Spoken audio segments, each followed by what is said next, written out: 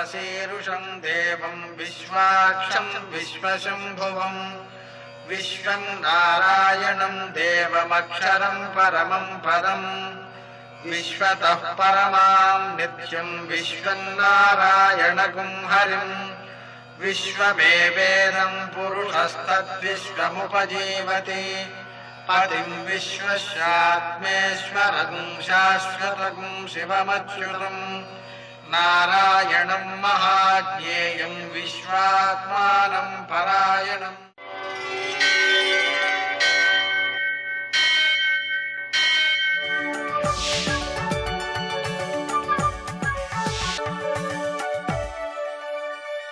सूर्यशौर्यमथेन्दुरिन्द्रपदवी सन्मङ्गलं मङ्गलम्। आपदामपहर्तारं दातारं सर्वसंपदां लोकाभिरामं శ్రీరామం మోక్షదంతం నమామ్యహం. నేటి కాలమాన విశేషాలను గమనిద్దాం.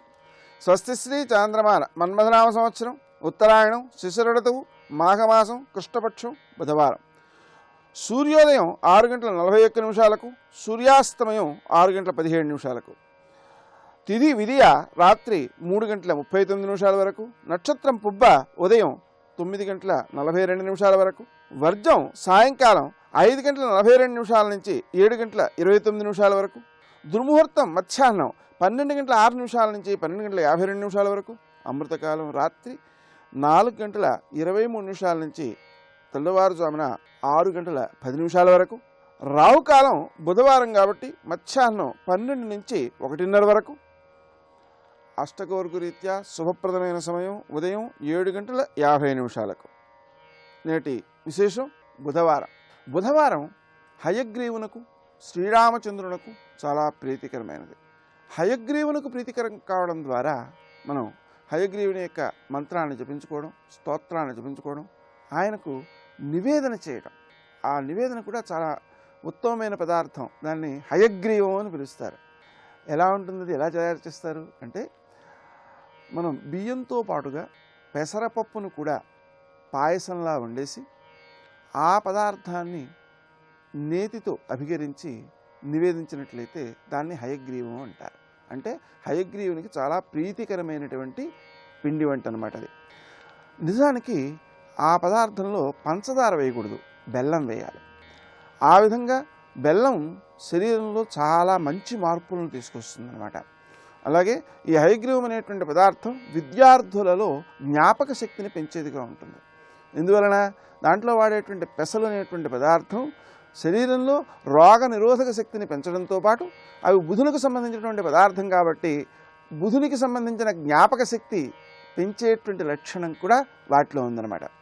ఆ కారణంగా ఆ విధంగా నివేదన చేసినట్లయితే విద్యార్థులు పరీక్షలలో మంచి మార్కులు తెచ్చుకోవడానికి, చదివిన చదువు బాగా గుర్తుండడానికి ఉపకరిస్తుంది.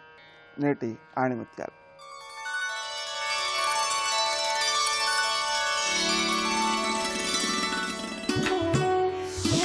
నిరంతరం సుఖ సంతోషాలతో ఉండాలనుకోవడమే మనస్తాపానికి మూల కారణం.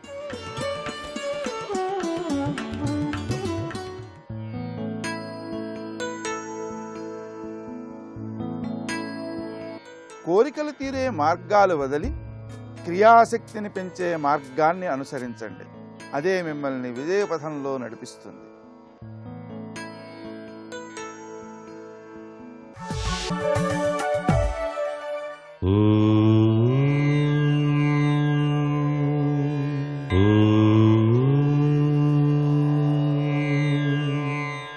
ఓం నమో నారాయణాయ. ఓం నమః శివాయ. శ్రీమాత్రే నమః. అమ్మ చేతి పసుపు బొమ్మ ఆగమాల సారమమ్మ అన్నట్టుగా హరిద్రా గణపతి ఉపాసన చాలా గొప్పది. హరిద్ర అంటే పసుపు. పసుపుతో చేసినటువంటి వినాయకుని ఆరాధన చేయటం సర్వ విఘ్నములు కూడాను నివారించడానికి, వివాహ ప్రయత్నాల్లో ఆటంకాలు గనక ఏర్పడుతూ ఉన్నట్లయితే హరిద్రా గణపతిని గనక ఆరాధన చేసినట్లయితే వివాహ ఆటంకాలు తొలగిపోయి సత్వరమే కళ్యాణం జరగటానికి ఆస్కారం ఉంటుంది అని చెప్పేసి మనకు శాస్త్రవచనం. అందుచేతనే స్వామిని పసుపు రంగుతో ఉండేటువంటి పూలతో పూజ చేయాలి. 4 చేతుల్లో కూడాను పాశం, అంకుశం, దంతం, కుడుములు ధరించి ఉంటాడు.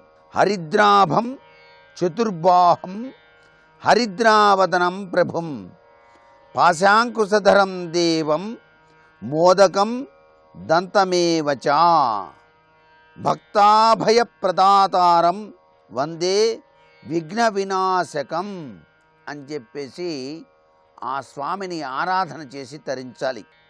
హరిద్రా గణపతిని కనుక పూజ చేసేటట్లయితే గౌరీదేవిని కూడా పూజ చేసిన సత్ఫలితాన్ని పొందుతాం. అందుచేత ఆ తల్లి యొక్క అనుగ్రహ కటాక్ష వీక్షణాలు కూడాను మనకు తప్పనిసరిగా వచ్చి తీరుతాయి. హరిద్రా గణపతి ఉపాసన సర్వే సర్వత్రా కూడాను శ్రేయోదాయకము, అదృష్టకరము అని చెప్పేసి సాంప్రదాయబద్ధమైనటువంటి విశేషాంశాన్ని మనకు మహర్షులు తెలియజేశారు. సర్వే జనా సుఖినో భవంతు.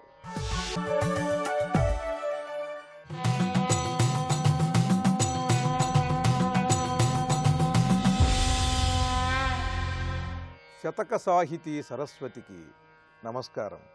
శరదాకాశ విజృంభమాణ శంసన్మేఘమందెక్కి నిర్భర చాంద్రీ మృదుడోలన్నడచి ఆర్షస్పష్టతారావళీకర దత్తార్ఘ్యములంది చాలిత లతాకాంతార గంధానిలాదర బంధమ్మున ఆగిరమ్మిచట నిందర్శింతు భీమేశ్వరా. ఓ భీమేశ్వర స్వామి, నువ్వు నా దగ్గరకు రావయ్యా. నాకు నీ దివ్యాద్భుతమైన దర్శనాన్ని కలిగించు. ఆ దర్శనం కలిగించే ముందు నీ కైలాస పర్వతం నుండి నువ్వు ఎలా రావాలంటే శరదాకాచ విజృంభమాణసిత శంసన్మేఘమందెక్కి, శరత్కాలంలో తెల్లని పండు వెన్నెలలు కాస్తుంటే ఆ సమయంలో శంసన్మేఘమందెక్కి చక్కని తెల్లని మేఘాన్ని ఎక్కి ఈ తెల్లని పండు వెన్నెలలో ఆ మేఘం మీద నుండి నువ్వు కిందకి రావాలి. ఆ వచ్చేటప్పుడు నిర్భర చాంద్రీ మృదుడోలనడచి, అద్భుతమైనటువంటి చంద్రరేఖలు వెన్నెలలు ప్రకాశిస్తూ ఉండగా ఆ వెన్నెలలో తడిచి ఆ వెన్నెలలను ఊయలలుగా చేసుకుని ఊగి నువ్వు అక్కడ నుండి ఆర్షస్పష్ట తారావళీకర దత్తార్ఘ్యములంది. పరమర్షులు మహాదివ్యమైన తపస్సు చేసి నక్షత్ర మండలాల్లో నక్షత్రాలుగా వెలుగొందుతున్నారు. సప్తర్షి మండలం ఉంది. అలా ఆ సప్తర్షి మండలం నుండి సప్తర్షులు తమ తపశ్శక్తి చేత వేరే నక్షత్రములుగా ప్రకాశించే ఋషివర్యులు వీరందరూ ఇచ్చేటువంటి అర్ఘ్యాన్ని తీసుకుని ఆర్షస్పష్ట తారావళీకర దత్తార్ఘ్యములంది చాలిత లతాకాంతార గంధానిలాదర బంధమున ఆగి అక్కడ నుండి భూమండలం మీదకు వచ్చి, భూమండలం మీద కూడా ఎక్కడకు రావాలంటే చాలిత లతాకాంతార, చక్కగా పెద్ద పెద్ద వృక్షములకు అల్లుకుని సంపూర్ణముగా పుష్పములతో వికసించినటువంటి లతలు కలిగిన అడవికిరా. ఆ అడవిలో లతలు చక్కని పువ్వులు పూచి సుగంధమును వెదజల్లుతున్నప్పుడు వాటి పరిమళములను ఆస్వాదిస్తూ చాలిత లతాకాంతార గంధానిలాదర బంధమున, చక్కని పిల్లవాయువులు వీస్తూ ఈ సుగంధం ఆ గాలితో కలగలిసి వస్తున్నప్పుడు ఆ గాలిని ఈ పరిమళాన్ని ఆస్వాదిస్తూ ఆగి వాటిని ఆస్వాదిస్తూ రమ్మిచట, అప్పుడు నువ్వు ఈ భూమండలానికి రావయ్యా. ఎందుకనంటే ఇన్ని విధాలుగా పరమ సౌందర్యాన్ని ఆస్వాదిస్తూ ప్రకృతి సౌందర్యాన్ని అనుభూతి చెందుతూ నువ్వు గనక వచ్చినట్లయితే అప్పటికే నువ్వు ప్రసన్నుడవై ఉంటావు. కనుక అప్పుడు నిన్ను ఇంకా ఆనందంగా నేను సేవించవచ్చు. నువ్వు కూడా నా కోసం ఇంకా కాసేపు ఇక్కడ ఆగి ఉండే అవకాశం ఉన్నది. ఎందుకనంటే నువ్వు పరమ ప్రశాంతితో ఎంతో ఆనందాన్ని అనుభవిస్తూ ప్రకృతిలో ఉండే సౌందర్యాన్ని సుగంధాన్ని నువ్వు ఆస్వాదించి వచ్చావు గనక నేను వేరే నీ సపర్యలు చేయక్కరలేదు. నిన్ను నేను ఆనందంగా దర్శిస్తూ మరింతసేపు నీతో గడపవచ్చయ్యా. కనుక ఓ స్వామి, తారావళీకర దత్తార్ఘ్యములంది చాలిత లతాకాంతార గంధానిలాదర బంధమున ఆగి రమ్మిచట నిందర్శింతు భీమేశ్వరా అంటూ కవితాభరితంగా తన భక్తిభావాన్ని వెల్లడి చేస్తూ పరమేశ్వరుని తన కవిత్వంతో అనేకానేక విధాలుగా ప్రస్తుతిస్తూ అద్భుతమైన పద్యరచన చేసి గొప్ప శతకాన్ని మనకు అందించిన విద్వత్కవులు శ్రీ వారణాసి సుబ్రహ్మణ్య శర్మ గారి భీమేశ్వర శతకంలోని మరి ఒక పద్యం గురించి రేపు ఉదయం తెలుసుకుందాం. ఓం నమః శివాయ. करोति या विभक्ति या निहन्ति या जगत्त्रयं समन्ततो विभाति या न दृश्यते क्वचिच्चया दयमान दीर्घनयनां देशिकरूपेण दर्शिताभ्युदयां वामकुचनिहितवीणां वरदां सङ्गीतमातृकां वन्दे. शिवाय गुरवे नमः. श्रीमात्रे नमः. श्रीविष्णुरूपाय नमः शिवाय. శ్రీ ఉమాయై నమః. సూర్యునిలో జాజ్వల్య కాంతిగా, చంద్రునిలో సుందరమైన కాంతిగా, మెరుపుల యందు అద్భుతమైన కాంతిగా, అగ్నియందు ప్రకాశింపజేసే వెలుగుగా ఉన్న జగదంబ యొక్క విభూతిని స్మరించుకున్నాం. ఇంకా ఈ విభూతి యోగంలో మరికొన్ని అద్భుతాలు చెప్తున్నారు. యోధవరాణామాయుధభ యోగివరాణం ఈక్షణభ భూమిపతీనామాసనభ ప్రేమవతీనామాననభ. యోధులలో ఆయుధకాంతిగా ఉన్నది ఆ తల్లి. యోధులంటే యుద్ధవీరులు. యుద్ధవీరుడికి అలంకారం ఏంటంటే ఆయుధం. ఆయుధం యొక్క కాంతిగా యుద్ధవీరుల చేతుల్లో ఉన్నది ఆ తల్లి. అలాగే యోగుల యందు దృష్టి కాంతిగా ఉన్నది. యోగులకు దృష్టి చాలా ప్రధానం. దృష్టి రెండు విధాలు. వాళ్ళు ఉంచిన దృష్టి, వాళ్ళు చూసే దృష్టి. యోగుల దృష్టి ఎక్కడుంటుందయ్యా అంటే నిరంతరం ఉన్నతమైనటువంటి భగవతత్వంపై ఉంటుంది. యోగులంటే తపస్సాధకులు. తపస్సాధకుల దృష్టి ఉన్నతమైన తత్వంపై ఉంటుంది కనుక ఆ దృష్టి చాలా గొప్పది. అలాంటి తత్వంపై దృష్టి ఉన్నవాళ్ళు మనల్ని చూశారనుకోండి, వాళ్ళ చూపులో కూడా శక్తి కనబడుతుంటుంది. అదే మహాత్ముల చూపుల్లో ఒకానొక శక్తి ఉంటుంది. అదే దృష్టి. వాళ్ళ దృష్టి పడితే చాలు మనకి. అందుకు యోగివరుల యొక్క చూపులలో శక్తిగా ఉంటుంది. యోధుల యొక్క చేతిలో ఆయుధం యొక్క శక్తిగా ఉంటుంది. అంటే యోధుల చేతిలో ఆయుధంలో ఎంత శక్తి ఉంటుందో యోగుల చూపుల్లో కూడా అంత శక్తి ఉంటుంది. ఇది తెలుసుకోవాల్సినది. భూమిపతీనాం ఆసనభ. ఇక రాజుల యొక్క సింహాసన ప్రభ అమ్మవారు అన్నారు. అంటే రాజుకి సింహాసనం ప్రధానం. సింహాసనం అంటే కూర్చునే చోటుని కాదు, శాసించే చోటు. ఇది తెలుసుకోవాలి. అది చోటు అనగానే, ఆసనం అనగానే స్థిరంగా కూర్చోవడం. అందుకు పదవి పదిలంగా ఉంటేనే ఏ పనైనా చేయగలడు ఎవడైనా. అందుకే పదవి రూపంలో పదిలంగా ఉంటూ 10 మందిని శాసించగలిగే శక్తే ఆసన భా అని చెప్పబడుతున్నది. పాలకులలో ఆ పదవీ రూప శక్తిగా ఉన్నది. ఎందుకంటే నిన్న మొన్నటి వరకు దేనికి పనికిరాని వాడు కూడా ఒక్కసారి పదవి దొరికిందా ఎక్కడ లేని కళలు వస్తుంటాయి. ఎందువల్లయ్యా అంటే ఆ పదవిలో ఒకానొక విభూతి ఉంది. ఆ విభూతి అమ్మవారి యొక్క స్వరూపము. అది గ్రహించగలిగేవాడు ఆ పదవి కూడా అమ్మవారి యొక్క ప్రసాదం అని భావిస్తే అందులో ఉండి పాపాలు చేయడు. ఇది కూడా తెలుసుకోవాల్సినది. అందుకే భూమిపతీనాం ఆసనభ. ఒక రాజ్యంలో ఒక రాజు చక్కగా పాలన చేయాలన్నా అమ్మవారి అనుగ్రహం ఉండాలి. అందుకని నృపవేష్మగతానందాం వరలక్ష్మీం వసుప్రదాం అని లక్ష్మీ అష్టోత్తర శతనామాలను కూడా మనం చెప్పుకుంటున్నాం. ఈ తల్లినే రాజ్యలక్ష్మి అని కూడా అంటారు. రాజ్యలక్ష్మి కోశనాథ చతురంగ బలీశ్వరి అని లలితానామాలను కూడా స్మరించవచ్చు. ప్రేమవతీనాం ఆననభ. ప్రేమగల వారిలో ముఖకాంతిగా ఉంటుంది అన్నారు. చాలా అద్భుతమైన మాట. అవతల వారిపై మనకు ప్రేమ ఉంటేనే ముఖంలో అద్భుతమైన వ్యక్తీకరణ ఉంటుంది. రండి రండి కూర్చోండి అని ప్రేమగా పిలుస్తాం. ఆ పిలిచినప్పుడు ఆ కళ్ళల్లో వెలుగుంటుంది, ముఖంలో నవ్వొస్తుంది, కపోలములు కూడా బుగ్గలు కూడా వికసిస్తాయి. అంతేగాని అవతల వారి విసుగ్గా ఉన్నప్పుడు అన్నీ ముడుచుకుపోతాయి. అది ముఖం వికసించి వెలుగు కనబడుతుంది ఎప్పుడంటే ప్రేమ అంటూ ఉంటేనే కనబడుతుంది. అందుకే ప్రేమవంతులలో ముఖకాంతిగా ఉన్నది అమ్మవారు. ఎంత అద్భుతమైన భావాలు ఒక్కొక్కటి కూడా. ఇది విభూతి యోగాన్ని దర్శించిన. ఎక్కడెక్కడ గొప్ప వస్తువు కనబడినా అది భగవతి యొక్క రూపమని స్ఫురణ ఎలా చూడాలో వివరిస్తున్నారు ఈ విభూతి యోగంలో. ఇంత విస్తారమైన విభూతి యోగం ఇది. శస్త్రధరాణాం భీకరత శాస్త్రధరాణాం బోధకత యంత్రధరాణాం చాలకత మంత్రధరాణం సాధకత, శస్త్రధరాణం భీకరత. ఒక శస్త్రం పట్టుకుంటే అవతల వారిని భయపెట్టగలం.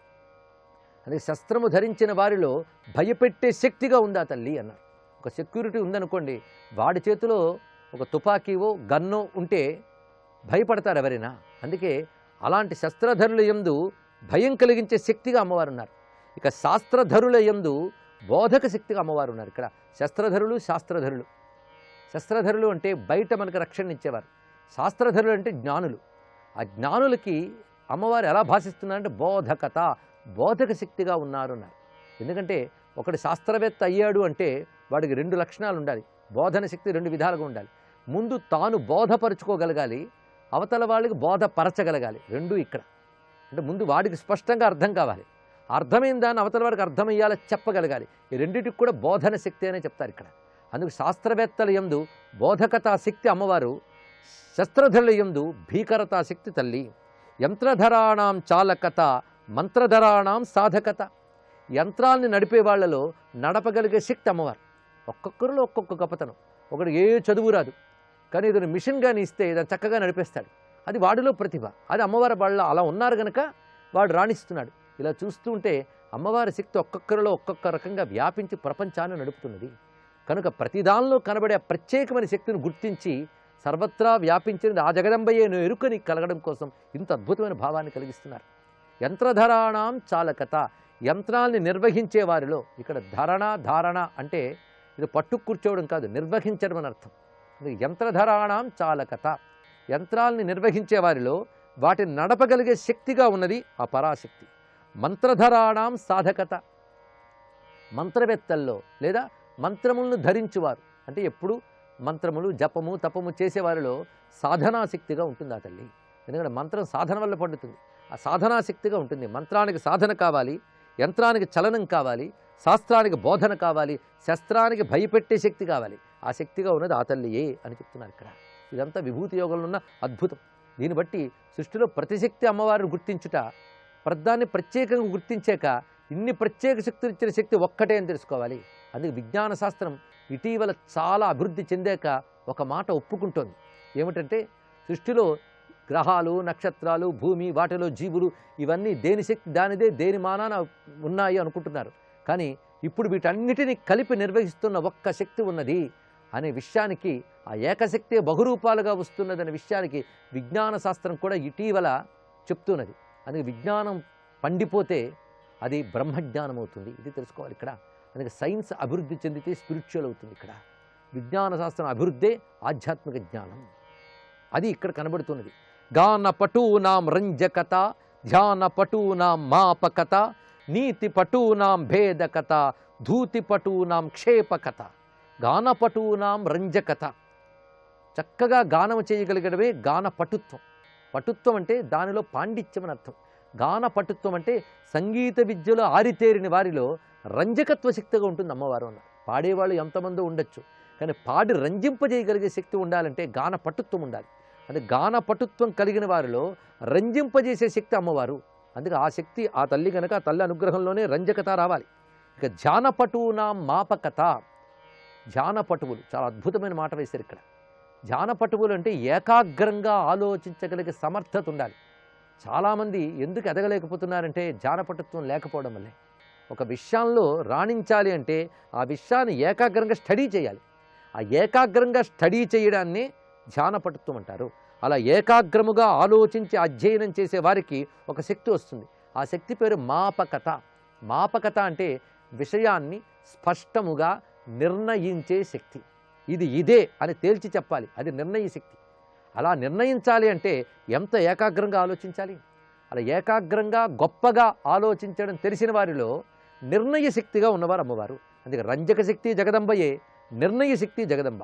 నీతి పటూనాం భేదకత, నీతి నిపుణులలో భేదక శక్తిగా ఉంటుంది. ఇది చాలా అద్భుతమైన మాట. నీతి నిపుణులు అంటే న్యాయశాస్త్రం తెలిసిన వారు. న్యాయశాస్త్రం తెలిసిన వాళ్ళకే సృష్టిలో ఇది తప్పు, ఇది ఒప్పు, ఇది మంచి, ఇది చెడు అనేది విభజించగలిగే శక్తి ఉంటుంది. అదే భేదకతా శక్తి అంటే అది వేరు చేసి తెలుసుకొనుట, అది ఉండాలి. అది ఎవరికి ఉంటుంది? నీతి నిపుణులకు ఉంటుంది. అందుకే ఏదైనా తగాదాలు జరిగినా న్యాయం చెప్పాలంటే న్యాయశాస్త్రవేత్తల వద్దకు వెళతాం.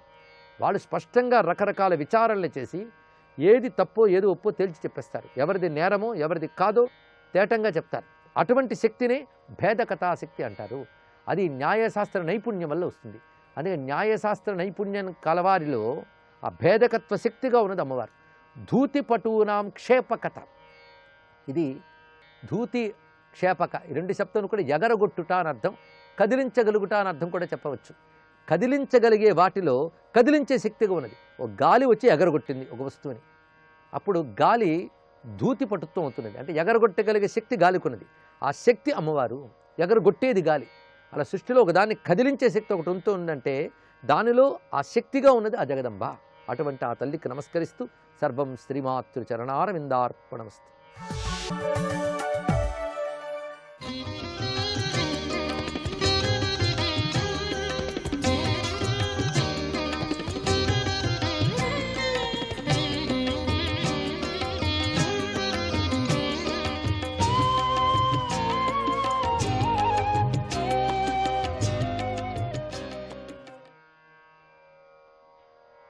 నారాయణ,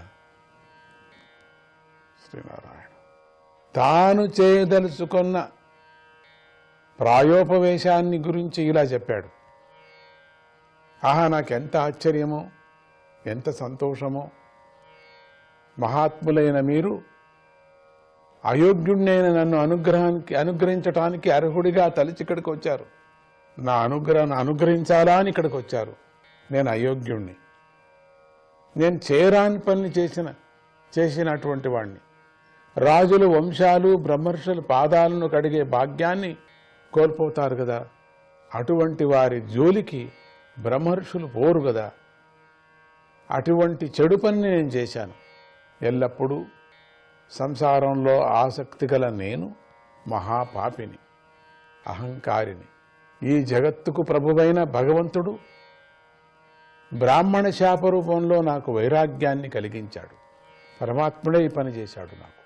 ఇది కేవలం మామూలు బ్రాహ్మణుడు కాదు, పరమాత్ముడే ఆ బ్రాహ్మణ రూపంలో నాకేమి నేర్పాలా అని చేశాడు. పరమాత్ముడే నన్ను ఈ అహంకారాన్ని తుంచేశాడు. అటువంటి శాపం నెత్తిపై ఉండగా మానవుడు సంసారాసక్తుడు అయ్యేందుకు భయపడతాడు కదా. మహాసర్పం పక్కలో పడుకుంటే ఎవరికైనా నిద్ర వస్తుందా? ఇంట్లో పాము దూరిందనగానే ఎవరికి నిద్ర రాదు రాత్రంతా, అది వెతికి పట్టుకునేంతవరకు కూడా. అట్లా నెత్తి మీద శూలం వచ్చి పడుతుందంటే ఎవడైనా నిద్రపోతాడా? అంత భయంకరమైనటువంటి శాపం నా నెత్తి మీద వచ్చేసింది. నేను చేసిన పాపానికి, నేను తప్పు చేశాను, నేను అన్యాయం చేశాను, నేను అవమానించాను.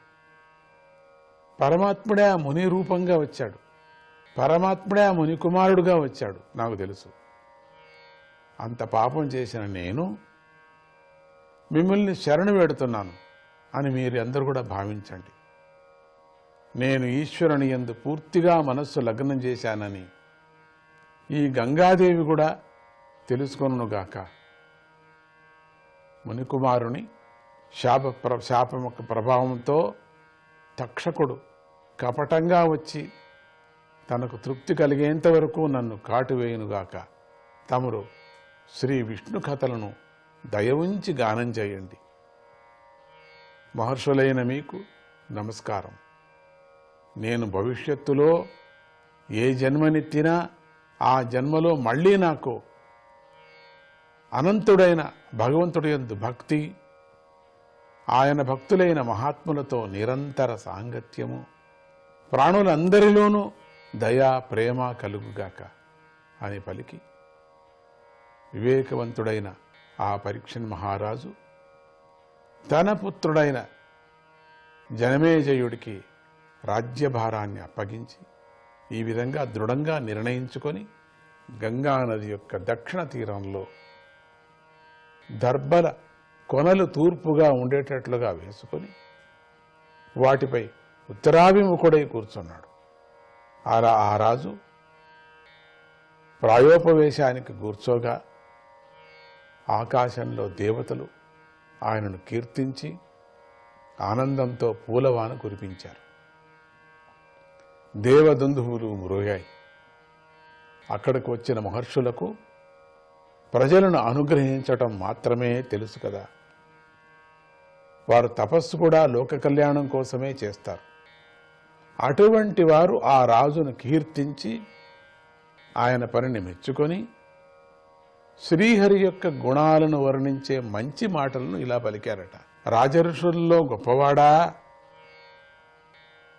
శ్రీకృష్ణుని అనుసరిస్తూ సేవించే మీ పాండు వంశీయుల విషయంలో నువ్వు చేస్తున్న ఈ గొప్ప పని ఆశ్చర్యకరమేమీ కాదు.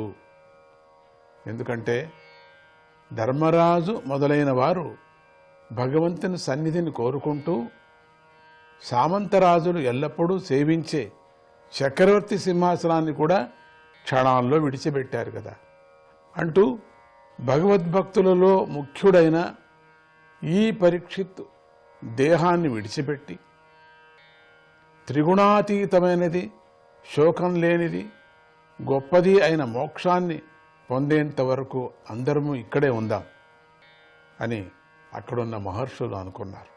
చాలా గొప్పది అట్లా అటువంటి మనస్సు రావటం. దాన్ని తప్పించుకోవటానికి ఏమేమో చేసుకుంటారేమో కానీ తప్పించుకోలేరు. అది వచ్చి పడుతుందని తెలుస్తూనే తన యొక్క అన్ని భోగాలు వదిలేసి ఇక అక్కడ వచ్చి ప్రాయోపవేశాన్ని కూర్చున్నాడంటే ఎంత గొప్పవాడు. ఈ పాండవుల యొక్క వంశంలో, యుధిష్ఠిరి యొక్క వంశంలో మనవుడైనటువంటి వీడు ఎంత గొప్పవాడు. పక్షపాతం లేనిది, తేనె వంటిది, గంభీరమైనది, కపటం లేనిదైన ఆ ఋషి వాక్కును విని పరీక్షిత్తు జ్ఞానులైన ఆ ఋషులను అభినందించాడు. ఆలస్యం లేకుండా శ్రీహరి లీలను వినాలనుకుంటూ ఇలా అన్నాడు.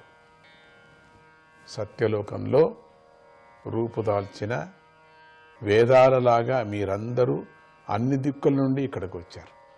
ఇతరులను అనుగ్రహించడం అనేదే మీకు సహజ సిద్ధమైన స్వభావంగా ఉంది కదా. అలా అనుగ్రహించడం అనేది తప్ప మీకు కావలసింది మరొకటి ఇహపరాల్లోనే లేనే లేదు కదా అని మళ్ళీ చెప్పిందే మళ్ళీ చెప్తున్నాడు. ఓ మహర్షులారా, అందువల్ల నేను మిమ్మల్ని విశ్వసించి నా కర్తవ్య విషయంలో అడగవలసిన దాన్ని అడుగుతున్నాను. మానవుడు అన్ని అవస్థల్లోనూ ప్రత్యేకించి మరణ సమయంలో చేయవలసిన పవిత్రమైన కర్మ ఏది? ఎప్పుడెప్పుడు ఏదేదో కర్మలు చేస్తున్నాం. ముఖ్యమైనటువంటి కర్మ ఇకేమి మరణం వచ్చిపోతుంది, ఇంకా చచ్చిపోతున్నాను ఈ క్షణంలో అని ప్రజ్ఞ ఉంది. ఇప్పుడు ఈ సమయంలో నేను చేయవలసినటువంటి, మానవుడు చేయాల్సిన పని ఏమిటి? మనందరికీ అర్థమయ్యేటట్టుగానే ఇదంతా జరిగింది. ఈ విషయాన్ని మీరు బాగా ఆలోచించి చెప్పండి అని ప్రశ్నించగా ఋషులు ఆలోచించసాగారు. మంచి ప్రశ్న ఇది అని. ఇంతలో దేన్ని ఆశించిన వాడు, ఏ ఆశ్రమానికి సంబంధించిన గుర్తులు లేనివాడు, ఆత్మదర్శనంతో తృప్తి చెందినవాడు, అవధూత వేషంలో దిగంబరంగా ఉన్నవాడు, వ్యాసపుత్రుడైన శుక భగవానుడు ఈశ్వర సంకల్పంతో గాలివాటంగా భూమిలో సంచరిస్తూ అక్కడికి వచ్చాడు. ఎటు గాలి వీస్తుందో అటు ఆయన వాలుతూ ఉంటాడట. సుఖ మహాపురుషి, సుఖ బ్రహ్మ ఎక్కడుంటాడో తెలియదు, ఎవరికీ తెలియదు. ఎవరిని చూస్తుంటాడో, ఎవరిని అనుగ్రహిస్తుంటాడో, ఎక్కడ వెళ్ళి వాళ్తాడో తెలియదు. అటువంటి సుఖ బ్రహ్మ అక్కడికి వచ్చాడు. స్త్రీలు, పిల్లలు కుతూహలంతో ఆయన చుట్టూ చేరి ఉన్నారు. అందరూ పరిగెత్తారు. ఆయన ఎప్పుడు అట్లా దిగడు. ఆ సుఖావధూత 16 సంవత్సరాల వయస్సు కలవాడై సుకుమారమైన పాదాలు, చేతులు, తొడలు, బాహువులు, భుజాలు, చెక్కిళ్ళు మరియు శరీరము గలవాడే ఉన్నాడు. సుందరమైన ముక్కు, సరి సమానమైన చెవులు, అందమైన కనుబొమ్మలతో ఆయన ముఖం వెలిగిపోతుంది. శంఖం లాంటి అందమైన కంఠాన్ని, బాగా బలిసిన రొమ్మును, విశాలంగా ఎత్తిన వక్షస్థలాన్ని కలిగి ఉన్నాడు. సుడిగుండం లాంటి నాభి, 3 మడతలతో అందమైన పొట్ట కలిగి ఉన్నాడు. ఆయన దిగంబరుడు. ముఖంపై చెల్లాచెదురుగా పడి ఉన్న జుట్టుతోనూ, పొడవుగా వ్రేలాడే బాహువులతోనూ ఆయన దేవదేవుడైన విష్ణువులా ప్రకాశిస్తూ ఉన్నాడు. ఆయన నల్లగా ఉన్నాడు. ఆయన ఎప్పుడూ 16 ఏళ్ల వయస్సు కుర్రవాడిలాగా యవనంతోనూ, దేహ కాంతితోనూ, మంచి చిరునవ్వుతోనూ స్త్రీల మనస్సును కూడా ఆనందాన్ని కలిగిస్తూ ఉంటాడు. అటువంటి సుఖమహర్షిని చూసి ఆయనలో దాగి ఉన్న బ్రహ్మవర్చస్సు తెలిసిన ఋషులు తమ తమ ఆసనాల నుండి లేచి ఆయనకు ఎదురు వెళ్ళారు. నారాయణ నారాయణ, సుఖబ్రహ్మ దర్శనం అవుతున్నది మనకు. మనమంతా ఆ సుఖబ్రహ్మ అవధూత విచారాన్ని వర్ణన చేసుకుంటున్నాం. ఎప్పుడు ఆయన వచ్చి వాలాడో అక్కడ కూర్చున్నటువంటి మహాత్ములందరూ లేచారు. ఆ సుఖమహర్షిని చూసి ఆయనలో దాగి ఉన్నట్టు బ్రహ్మ వచ్చస్సును తెలిసినటువంటి ఋషులు తమ తమ ఆసనాల నుండి లేచి ఆయనకు ఎదురు వెళ్ళారు. నారాయణ శ్రీనారాయణ.